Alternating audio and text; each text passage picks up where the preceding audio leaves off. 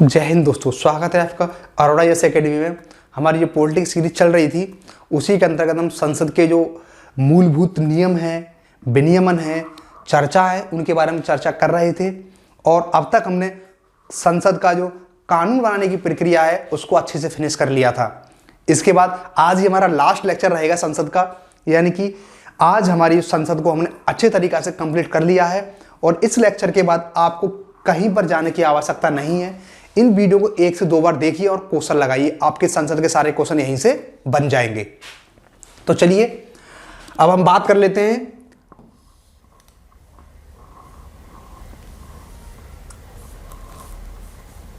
पिछली वीडियो में हमने क्या किया था। पिछली वीडियो में हमने कानून बनाने की जो प्रक्रिया थी उसके बारे में आपको चर्चा करा दिया था, ठीक है। पूरा बता दिया था कि लोकसभा और राज्यसभा दोनों में जब पारित होने के बाद राष्ट्रपति के पास पहुंचेगा। अब उस कंडीशन की बात करते हैं हम, यानी कि लोकसभा और राज्यसभा दोनों सदनों ने किसी विधेयक को पारित कर दिया है, ठीक है। उसके बाद अब राष्ट्रपति जी की अनुमति मिलना तो बाकी है। तो ऐसी कंडीशन में क्या होगा, अब राष्ट्रपति जी की अनुमति के लिए राष्ट्रपति के पास क्या क्या प्रावधान है, क्या क्या शक्तियां हैं, उनके बारे में चर्चा करेंगे हम। तो ठीक है, देखो जब दोनों सदनों से जब विधेयक को पारित कर दिया जाता है तो राष्ट्रपति के पास कितनी शक्तियां होती हैं उनके बारे में चर्चा करते हैं हम, ठीक है। तो राष्ट्रपति यहां तो स्वीकार कर लेता है, उसके पास 3 विकल्प होते हैं, यानी कि जब दोनों सदनों द्वारा जब पारित विधेयक जब राष्ट्रपति के पास हस्ताक्षर करने के लिए आता है तो राष्ट्रपति के पास 3 विकल्प हैं, ठीक है। 3 विकल्प कौन कौन से, यहां तो उसे स्वीकृति कर दे तो बन जाएगा कानून, ठीक है। अगला है विधेयक पर अपनी स्वीकृति रोक दे तो खत्म हो जाएगा, कानून क्या हो जाएगा, खत्म।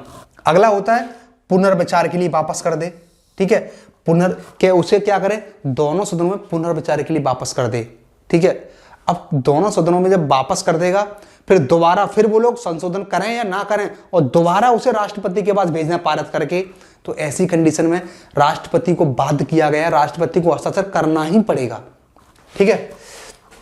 लिखा भी है इसमें, अगर राष्ट्रपति स्वीकृति दे देता है तो यह अधिनियम बन जाता है, अगर अस्वीकार कर देता है तो यह खत्म हो जाता है। बात आई, यानी कि हस्ताक्षर कर दिया तो बन जाएगा अधिनियम या कानून, और यदि अस्वीकार कर दिया तो यह विधेयक क्या हो जाएगा, खत्म हो जाएगा। अगला है अगर पुनर्विचार के लिए भेजे और संशोधन संसद संशोधन और बिना संशोधन दे दे तो उसे सहमति देनी पड़ेगी। यानी इसका मतलब क्या है, यदि पुनर्विचार के लिए बोल दिया है तो दोनों सदनों में जब वापस आएगा लौट के और दोनों सदन या तो उसे संशोधन करें या ना करें, पारित करके दोबारा भेज देंगे राष्ट्रपति के पास, तो राष्ट्रपति को अनुमति देनी ही पड़ेगी, राष्ट्रपति को हस्ताक्षर करना ही पड़ेगा। राष्ट्रपति बाध्य है 44वें संविधान संशोधन 1978 के द्वारा।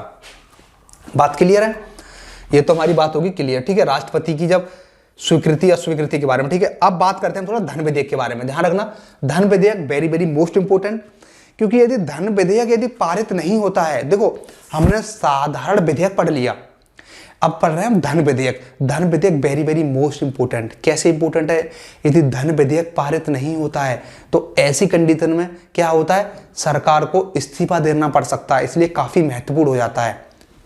अब कुछ इसके फैक्चुअल चीज बता दूं मैं। धन विधेयक को केवल और केवल लोकसभा में ही पेश किया जा सकता है। देखो अब यहां से कैसे कैसे क्वेश्चन में उनकी चर्चा कर लेते हैं हम, तो ध्यान रखना। अब हम बात कर रहे हैं किसकी, धन विधेयक की। ध्यान रखना, अभी हम धन विधेयक के बारे में चर्चा कर रहे हैं। तो धन विधेयक के संबंध में अंतिम निर्णय किसका होगा, अध्यक्ष का होगा। यानी कि अगर किसी मंत्री ने कोई धन विधेयक को प्रस्तुत किया, लोकसभा में प्रस्तुत किया जा सकता है, लेकिन अब ये बताएगा कौन कि ये विधेयक जो है ये साधारण विधेयक है कि धन विधेयक है। तो धन विधेयक को धन विधेयक बताने का अधिकार केवल और केवल लोकसभा अध्यक्ष को है। यहां से क्वेश्चन बनेगा, ध्यान रखना कि लोकसभा अध्यक्ष को क्वेश्चन ये बनेगा, किसी विधेयक को धन विधेयक बताने का अधिकार किसको दिया है, लोकसभा अध्यक्ष को। यानी कि लोकसभा अध्यक्ष ही निर्णय करेगा और उसका निर्णय अंतिम होगा। यदि लोकसभा के अध्यक्ष ने यह बोल दिया कि यह विधेयक धन विधेयक है तो उस पर किसी प्रकार की कोई प्रतिक्रिया नहीं होगी। यानी कि लोकसभा का अध्यक्ष बोल देगा कि यह विधेयक धन विधेयक है तो उसका निर्णय अंतिम होगा। उसके बाद क्या होगा, न्यायालय द्वारा चुनौती नहीं दी जा सकती। यदि लोकसभा के अध्यक्ष ने यदि बोल दिया यह विधेयक धन विधेयक है तो हम किसी भी कोर्ट में नहीं जा सकते। ध्यान रखना, उसका निर्णय अंतिम है लोकसभा अध्यक्ष का। इसके अनुसार कोई विधेयक धन विधेयक होगा जब उसमें निम्न उपबंध होंगे, यानी कि जो यदि लोकसभा अध्यक्ष किन किन आधारों पर किसी विधेयक को धन विधेयक कहेगा, इसके बारे में चर्चा करेंगे। देखो, पहला, किसी कर का अधिरोपण करना हो, यानी कि उत्साधन करना हो, परिहार, परिवर्तन या विनिमय, यानी कि सिंपल बताता हूं, कर को हटाना हो, टैक्स हटाना हो, टैक्स घटाना हो, टैक्स बढ़ाना हो, या फिर टैक्स में कुछ टैक्स को रेगुलेट कैसे करना है, इन संबंधित मामले जो होंगे वो धन विधेयक के अंतर्गत आएंगे। ठीक है, टैक्स को घटाना, बढ़ाना, ठीक है, उसके बाद क्या है, नया टैक्स ऐड करना या टैक्स को रेगुलेट करना, तो ये सारे जो प्रोसेस होंगे सब धन विधेयक के अंतर्गत ही आते हैं।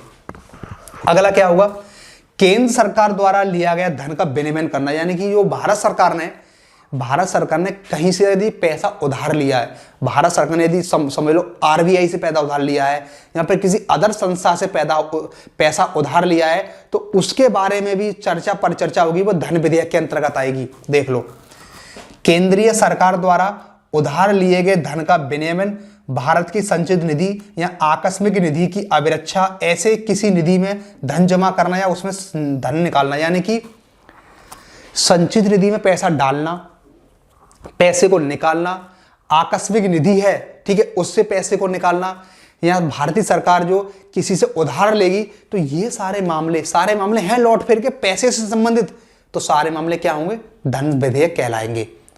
बात क्लियर हुई? आगे देख लो, भारत की संचित निधि से धन का विनियोग, भारत की संचित निधि से धन का विनियोग, इसका मतलब क्या होता है? देखो, बजट जो होता है, बजट पूरी साल के लिए बनता है, यानी कि फरवरी के महीने में बजट का निर्माण होता है और उसके बाद पूरी साल, एक वित्तीय वर्ष हमारा 1 अप्रैल से लेकर के और 31 मार्च तक होता है। एक हमारा जो भारत सरकार का जो महीना होता है वो 1 अप्रैल से शुरू होता है, जो साल होती है 1 अप्रैल से शुरू होगा और 31 मार्च तक उनका एक वित्तीय वर्ष होता है। तो उस वित्तीय वर्ष में अब वो सपोज करो तुम, यानी कि सरकार ने वित्तीय वर्ष पूरा खत्म होने वाला हो, अब क्या हो, अब 10 महीने हो गए, ठीक है, 2 महीने बाकी हैं अभी वित्तीय वर्ष में, यानी कि सपोज करो ये 2 महीने बाकी हैं, ठीक है, क्योंकि 2 महीने, ठीक है, 2 महीने पहले सरकार के हो गए पैसे खत्म, ठीक है, अब 2 महीने हो गए सरकार के पैसे खत्म, बजट में इतना पैसा लिया था वो हो गया खर्च, अब किसी मंत्रालय को पैसे की आवश्यकता है, यानी कि सपोज करो रक्षा मंत्रालय को पैसे की आवश्यकता है।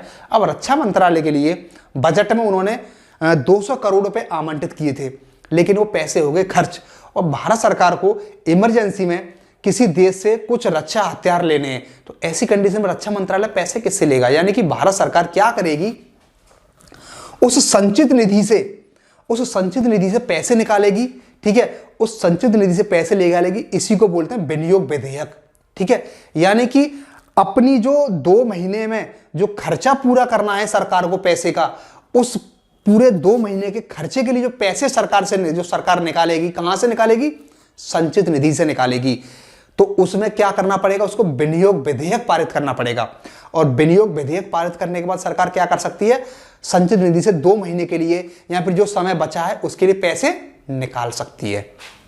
बात क्लियर हुई? अगला है भारत की संचित निधि पर भारित व्यय की उद्घोषणा, यानी कि जो भारत की संचित निधि है उस पर किस किस प्रकार के व्यय है, यानी किसको कितना वेतन देना है, ठीक है, ये सब पर चर्चा होती है, धन विधेयक के संबंधित में ही आती है। इसीलिए राज्यसभा को ज्यादा अधिकार नहीं दिया गया है, इसलिए धन विधेयक पर जो सर्वाधिक अधिकार है वो लोकसभा का ही अधिकार है।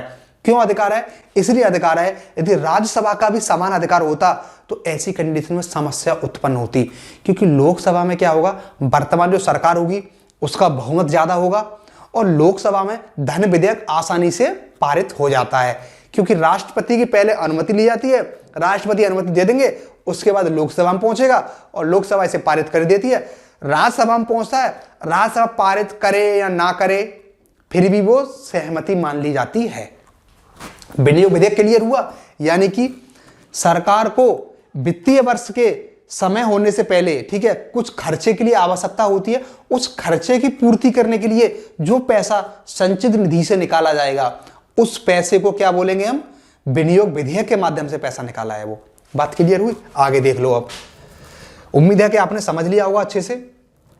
अब आगे देखो, अब ध्यान, धन विधेयक में क्या क्या शामिल नहीं होगा, यहां से भी क्वेश्चन बन सकता है कि धन विधेयक में क्या क्या शामिल नहीं होगा। देखो, जुर्माना, ठीक है, स्थानीय प्रयोजनों के लिए कर का अधिरोपण, फीस, यानी कि जो पंचायतें हैं, ठीक है, जो स्थानीय स्तर पर जो हैं उनके कर को घटाना बढ़ाना, ये सब धन विधेयक में नहीं आएगा, ध्यान रखना। और ना ही किसी पर कितनी फीस लगानी है, जुर्माना लगाना, ये सब धन विधेयक में नहीं आते हैं, इतनी बात आपको याद रखनी है। अब हम आगे देखते हैं। अब कुछ फैक्ट देख लो, धन विधेयक संबंधित कुछ फैक्ट हैं, उनको देख लो। धन विधेयक केवल और केवल लोकसभा में राष्ट्रपति की सिफारिश पर प्रस्तुत किया जाता है, इसे केवल मंत्री ही पेश कर सकता है। ध्यान रखना, धन विधेयक को केवल मंत्री ही पेश कर सकता है, ठीक है। और धन विधेयक पहले, यदि मंत्री को धन विधेयक लोकसभा में पेश करना हो, क्योंकि लोकसभा में ही पेश किया जा सकता है सबसे पहले, ये राज्यसभा का अधिकार नहीं है, तो लोकसभा में पेश करने से पहले राष्ट्रपति की अनुमति लेनी होती है, ठीक है। राष्ट्रपति की अनुमति लेने के बाद क्या होगा, ये लोकसभा में लाया जाता है और इसे पारित कर दिया जाता है। लोकसभा में पारित होने के बाद ये राज्यसभा में भेजा जाता है, क्योंकि किसी भी विधेयक को अंतिम रूप देने के लिए दोनों सदनों पर चर्चा होना आवश्यक है। तो लोकसभा ने इसे पारित कर दिया धन विधेयक को। अब कहां पहुंचेगा, अब ये पहुंचेगा राज्यसभा में। अब राज्यसभा इस पर चर्चा करेगी, लेकिन उसकी बात को लोकसभा मानेगी नहीं, माने या ना माने लोकसभा पर निर्भर करता है, ठीक है। यदि वो इतनी भी शक्ति दी गई है, यदि राज्यसभा ने उस विधेयक को पारित नहीं किया, फिर भी पारित समझा जाएगा और उसे राष्ट्रपति के पास भेज दिया जाएगा, और राष्ट्रपति को या तो स्वीकार कर देगा या अस्वीकार कर देगा, वापस नहीं कर सकता। वापस इसलिए नहीं कर सकता क्योंकि राष्ट्रपति की पूर्व अनुमति से ही लाया गया है, ठीक है। आगे देख लो, राज्यसभा क्या करेगी, एक मिनट, ठीक है, अब क्लियर दिख रहा होगा आपको। राज्यसभा अस्वीकृत या संशोधित नहीं कर सकती, यानी कि राज्यसभा उस विधेयक को अस्वीकृत नहीं कर सकती और ना उसमें संशोधन कर सकती है, बस सिफारिश दे सकती है। और 14 दिनों के भीतर, यदि 14 दिनों के भीतर, एक मिनट, ठीक है, यदि 14 दिनों के भीतर यदि स्वीकृति नहीं दी तो ध्यान रखना यह राज्यसभा द्वारा पारित माना जाएगा। यानी कि लोकसभा ने तो पारित कर दिया, अब ये कहां पहुंचा, ये पहुंचा राज्यसभा में। अब राज्यसभा के पास क्या शक्ति है, राज्यसभा ना तो इसमें कोई संशोधन कर सकती है और ना इसको अस्वीकार कर सकती है। 14 दिन का समय मिलेगा, यदि 14 दिन में यदि स्वीकृति दे देती है तो ठीक है, नहीं तो 14 दिन के बाद ऑटोमेटिक ये समझा जाएगा कि राज्यसभा ने इसे पारित कर दिया। यानी कि धन विधेयक के संबंध में राज्यसभा के हाथ बांध दिए गए हैं। क्यों बांध दिए गए हैं, क्योंकि मैंने आपको बता दिया है, धन विधेयक एक बहुत महत्वपूर्ण विधेयक होता है जो पूरे भारत सरकार के खर्चों को वहन करता है, उधार लेता है भारत सरकार, ठीक है। उसके बाद विनियोग विधेयक भी उसी में आता है, इसलिए काफी महत्वपूर्ण हो जाता है। इसके बाद है लोकसभा राज्यसभा की सिफारिश मानने के लिए बाध्य नहीं है। यानी कि राज्यसभा कोई भी सिफारिश करे लोकसभा से, लोकसभा माने या ना माने, यानी कि लोकसभा यहां पर बहुत बड़ी हो जाती है, राज्यसभा बहुत छोटी हो जाती है, इसलिए लोकसभा बात को माने या ना माने लोकसभा पर निर्भर करता है।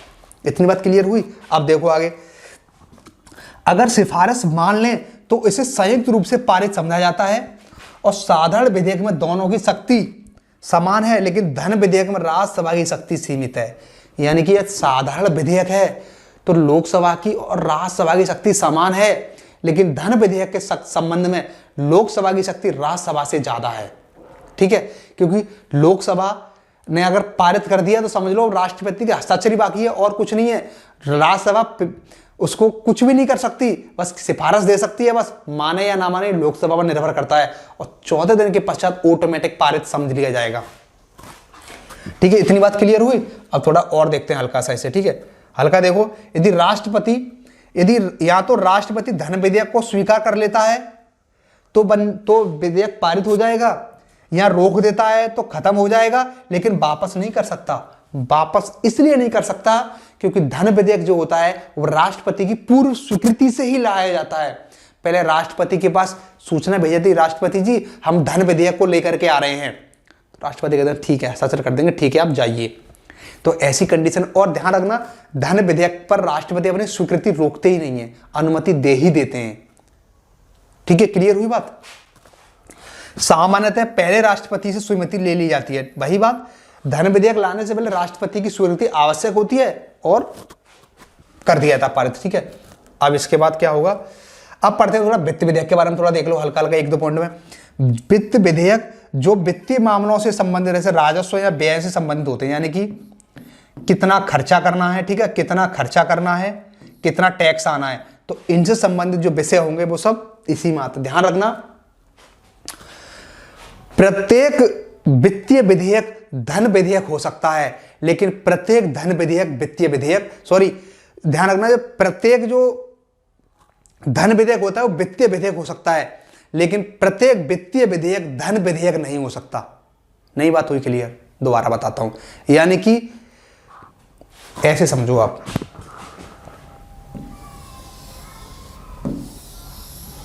ये है धन विधेयक, ठीक है, ये है धन विधेयक और ये है वित्तीय विधेयक, ये है वित्तीय विधेयक।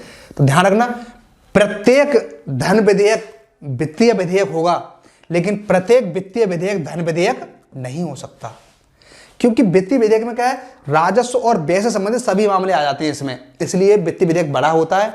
और धन विधेयक में कुछ गिने चुनी चीजें ही आती हैं, इसलिए धन विधेयक जो होता है वो वित्तीय विधेयक होता है, लेकिन सभी वित्तीय विधेयक जो होते हैं वो धन विधेयक नहीं होते हैं। ये बात क्लियर? यहां से क्वेश्चन नहीं बनेगा, लेकिन मैंने समझने के लिए बात बता दी है। अब देखो धन विधेयक क्या हो, धन विधेयक को आर्टिकल 110 में अंकित किया गया है। आपसे क्वेश्चन पूछा जाएगा कि धन विधेयक को किस अनुच्छेद में परिभाषित किया गया है, तो अनुच्छेद 110। वित्तीय विधेयक 117A और 117B, यानी दो 117(3) और 117(1), इनमें चर्चा की गई है। आपसे क्वेश्चन यही पूछा जाएगा धन विधेयक के बारे में। ध्यान रखना, धन विधेयक से क्वेश्चन पूछा, धन विधेयक का संबंध किस अनुच्छेद से है, अनुच्छेद 110। ठीक है, 110 हो गया। अब आगे देख लो आप, अब हम पढ़ते हैं आगे संयुक्त बैठक। ठीक है, एक मिनट, थोड़ा संयुक्त विधेयक के बारे में देख लेते हैं। ध्यान रखना, साधारण विधेयक पर संयुक्त बैठक हो सकती है, लेकिन संविधान संशोधन विधेयक और धन विधेयक पर संयुक्त बैठक नहीं होती है। ना तो संविधान संशोधन विधेयक पर संयुक्त बैठक होगी और ना ही धन विधेयक पर संयुक्त बैठक होगी। केवल और केवल साधारण विधेयक पर ही संयुक्त बैठक हो सकती है। कैसे? देखो, ये संयुक्त बैठक राष्ट्रपति द्वारा बुलाई जाती है। पहले आपसे यही क्वेश्चन बनेगा कि जो संयुक्त बैठक होती है वो उसे बुलाता कौन है? राष्ट्रपति। जब किसी विधेयक पर दोनों सदनों की सहमति ना बने तब संयुक्त बैठक होती है, यानी कि ये लोकसभा और ये राज्यसभा दोनों में विवाद होता है किसी विधेयक को लेकर के, यानी कि साधारण विधेयक पर विवाद होता है, तब ये राष्ट्रपति द्वारा बुलाई जाती है। दोनों बैठेंगे सम्मिलित रूप से और राष्ट्रपति बुलाएंगे। अध्यक्षता कौन करेगा? लोकसभा अध्यक्ष। देखो, यह धन विधेयक और संविधान संशोधन विधेयक में नहीं होती है। Very very most important, very very most important, पहला यही है। जो संयुक्त बैठक होती है यह धन विधेयक पर और संविधान संशोधन विधेयक पर नहीं होती है। ठीक है, और अगली बात, ये जो संयुक्त बैठक को बुलाने का अधिकार केवल और केवल राष्ट्रपति को है, लेकिन अध्यक्षता कौन करेगा वहां पे? लोकसभा का अध्यक्ष। बात क्लियर हुई? आगे देखो, यदि कोई विधेयक लोकसभा विघटन के कारण छूट जाता है तो संयुक्त बैठक नहीं बुलाई जाती। यानी कि कोई विधेयक है और लोकसभा का विघटन हो गया, ठीक है, लोकसभा का हो गया विघटन, और ऐसी कंडीशन में क्या होगा, उसे पारित नहीं हो पाया है, ठीक है, और नई लोकसभा आई है, तो ऐसी कंडीशन में वो विधेयक क्या बन जाएगा? उस पर संयुक्त बैठक नहीं बुलाई जाएगी। यानी कि यदि लोकसभा के विघटन होने से पहले, ठीक है, यदि पारित होगा तो ठीक है, और लोकसभा का विघटन हो गया और विधेयक पेंडिंग में पड़ा है तो उस पर संयुक्त बैठक नहीं बुलाई जाएगी। ठीक है, लेकिन अगर राष्ट्रपति ने विघटन से पूर्व नोटिस दे दिया हो तब बुलाई जा सकती है। यानी कि राष्ट्रपति ने नोटिस दे दिया हो लोकसभा के विघटन से पहले कि भाई हम संयुक्त बैठक को बुलाएंगे इस दिन के लिए, और उस बीच क्या हो, लोकसभा का विघटन हो जाए, तो ऐसी कंडीशन में क्या होगा? संयुक्त बैठक होगी। लेकिन यदि बिना पारित करे लोकसभा का विघटन हो जाए तो ऐसी कंडीशन में संयुक्त बैठक नहीं होगी। यही बात इसमें लिखी हुई है, पढ़ लेना एक बार। संयुक्त बैठक की अध्यक्षता कौन करेगा? लोकसभा का अध्यक्ष। वेरी वेरी मोस्ट इंपोर्टेंट, इस पर स्टार लगा लेना कि संयुक्त बैठक की अध्यक्षता कौन करेगा? लोकसभा का अध्यक्ष। और अगर लोकसभा का अध्यक्ष यदि उपस्थित नहीं है तो कौन करेगा? उपाध्यक्ष, लोकसभा का उपाध्यक्ष करेगा। और यदि लोकसभा का उपाध्यक्ष भी नहीं है तो कौन करेगा? राज्यसभा का उपसभापति, राज्यसभा का उपसभापति, यानी कि संयुक्त बैठक की अध्यक्षता लोकसभा का अध्यक्ष करेगा, और ये भी ना हो तो लोकसभा का उपाध्यक्ष करेगा, उपाध्यक्ष भी ना हो तो राज्यसभा का उपसभापति करेगा, उपसभापति। अब तुम्हारे दिमाग में विचार आ रहा होगा कि सर सभापति क्यों नहीं करेगा? तो सभापति इसलिए नहीं करेगा क्योंकि सभापति जो होता है वो राज्यसभा का यानी कि संसद का सदस्य नहीं होता है, और जो व्यक्ति संसद का सदस्य नहीं है उस व्यक्ति को अधिकार नहीं है अध्यक्षता करने की। बात क्लियर हुई? इसे ध्यान रखना, राज्यसभा का सभापति यानी कि उपराष्ट्रपति राज्यसभा का सदस्य यानी संसद का सदस्य नहीं होता है, इसलिए उसे अध्यक्षता करने का अधिकार नहीं है। संयुक्त बैठक को में कोरम दोनों सदनों का कुल सदस्य का 1/10 होना चाहिए। ध्यान रखना, संयुक्त बैठक तभी होगी दोनों सदनों का कुल सदस्य संख्या यानी कि दोनों सदन हैं उनकी कुल सदस्य संख्या का 1/10 यानी कि 543 प्लस 245, ठीक है, इनका कुल जोड़ दो और इनका 1/10 इतना होना चाहिए, यानी कि दोनों सदन की संख्या जोड़ दो, उसके बाद इनका 1/10 होना चाहिए, तभी संयुक्त बैठक प्रारंभ होगी। संयुक्त बैठक जो होती है वो लोकसभा के अनुसार चलती है, इस पर स्टार लगा लेना। आपसे क्वेश्चन पूछा जाएगा संयुक्त बैठक होती है वो किसके अनुसार चलती है? तो लोकसभा के अनुसार चलती है। अगर संयुक्त बैठक में विधेयक बहुमत से पारित हो तो वह दोनों सदनों द्वारा पारित माना जाएगा, यानी कि यदि संयुक्त बैठक के दौरान यदि विधेयक पारित होगा तो उसे यह माना जाएगा इसे दोनों सदनों ने इसे पारित कर दिया है। और एक बात आपको थोड़ी हंसी लगेगी, अगर दुर्भाग्यवश यदि किसी बैठक पर यदि किसी विधेयक पर और क्या हो संयुक्त बैठक का प्रावधान हो जाए तो ध्यान रखना उस मामले में क्या होता है, उस मामले में लोकसभा भारी पड़ जाती है राज्यसभा पर, ठीक है, क्योंकि लोकसभा का देखो 543 और वहां का 245, तो सीधी सीधी बात है कि लोकसभा का ही बहुमत ज्यादा होगा और लोकसभा ही पारित करवा देती है उसे। इतनी बात आपको याद रखनी मोटी मोटी, ठीक है। अब हम आगे देखते हैं। आगे आप देखो, एक मिनट,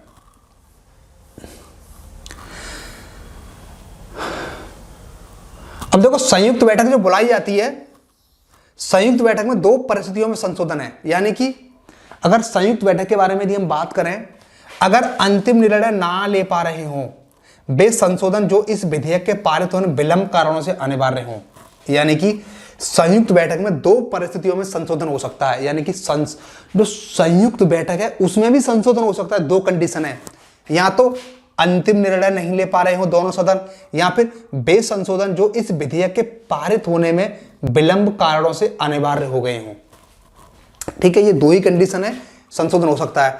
अब संसद में थोड़ी बजट की बात कर लेते हैं हल्की हल्की। संविधान में बजट को वार्षिक वित्तीय विवरण कहा गया है। ध्यान रखना, संविधान में कहीं भी बजट के बारे में कोई चर्चा नहीं की गई है। इतना बोला गया है कि पूरी साल के खर्चे और टैक्स के लिए जो वार्षिक वित्तीय विवरण होगा उसे बजट बोल देंगे, ठीक है। बजट शब्द का कहीं भी उल्लेख नहीं है। 112 में बजट के बारे में प्रावधान 112 में, और धन विधेयक कितना था 110, बजट 112।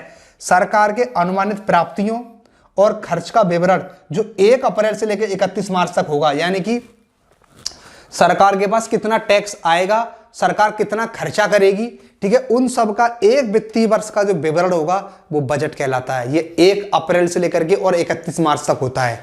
बात क्लियर हुई? इतनी ही बात है इसमें, ठीक है। अब देखते हैं बजट में शामिल, ठीक है, बजट में क्या क्या शामिल होगा। राजस्व की पूंजी की अनुमानित प्राप्तियां, यानी कि कितना टैक्स भारत सरकार के पास आएगा उसका अनुमान होगा बजट में।